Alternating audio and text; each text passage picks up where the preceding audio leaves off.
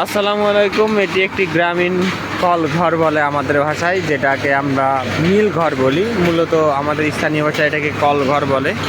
তো আজকে দেখবো যে আসলে এই কল ঘরগুলো কেমন হয়। আগে ছিল মেশিন, ইঞ্জিন স্যালো মেশিন দিয়ে স্টার্ট করা হতো, আর এখন হচ্ছে আপনার এই যে ইলেকট্রিক্যাল সব, মানে অর্থাৎ কারেন্টে। আমরা ভিতরে যা দেখবো কী অবস্থা।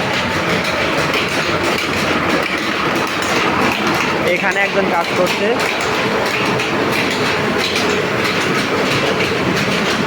এখানে যার একটি মেশিন, এখানে আরও অনেকগুলো মেশিন ছিল, কিন্তু এখন হয়তো নাই। এটা হচ্ছে গ্রামীণ কল ঘর বা মিল ঘরের চিত্র। একটা গ্রামীণ পরিবেশে কী ধরনের আপনার ধান, চাল, গম এইগুলো ভাঙানো হয় সেটার একটা দৃশ্য দেখালাম। এর থেকেও ভালো ভালো মিল রয়েছে, তবে এটাতে আমরা নর্মালি ব্যবহার করি বা আমরা নর্মালি আপনার গম টম ভাঙাই, যেমন আমি এখন গম ভাঙাতে আসছিলাম। তো এই ছিল মোটামুটি ভিডিও। ধন্যবাদ সবাইকে।